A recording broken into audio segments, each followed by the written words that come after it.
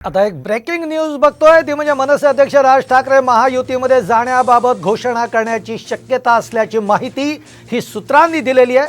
आजच्या गुढीपाडवा मेळाव्यामध्ये राज ठाकरे घोषणा करणार असल्याची माहिती मिळतीये। दिल्लीमध्ये अमित शहा यांच्या भेटीनंतर मनसेबाबत अनेक चर्चा सुरू होत्या, अनेक तर्कवितर्क होते। भाजपकडून मनसे महायुतीबाबत हिरवा कंदील दाखवला होता, त्यानंतर राज ठाकरे यांच्या भूमिकेकडे सगळ्यांचंच लक्ष होतं। आवेश तांदळे आपले प्रतिनिधी आता थेट जोडले गेलेले आहेत। आवेश, आपण बघतोय की राज ठाकरेंच्या आजचं भाषण काय असणार आहे, राज ठाकरे काय भूमिका मांडणार, याकडे सगळ्यांचं लक्ष लागलेलं आहे। पण आपण बघतोय राज ठाकरे महायुतीमध्ये येऊ शकतात अशी चर्चा रंगली आहे।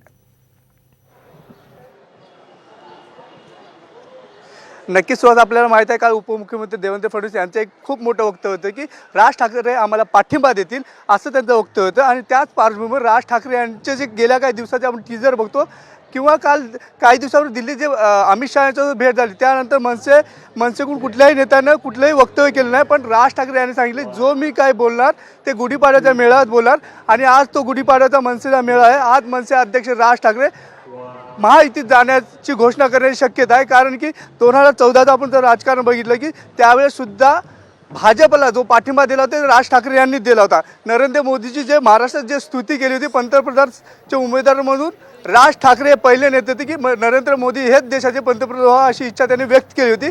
आणि अवघ्या काही तासात आता मनसेचा गुढीपाडवा मेळावा आहे आणि त्यात राज ठाकरे महायुतीत जाण्याची घोषणा अगदी काही वेळातच आता हा मेळावा होणार आहे, त्यामुळे राज ठाकरे नेमकी कोणती भूमिका मांडतायत याकडे सगळ्यांचंच लक्ष लागलं आहे।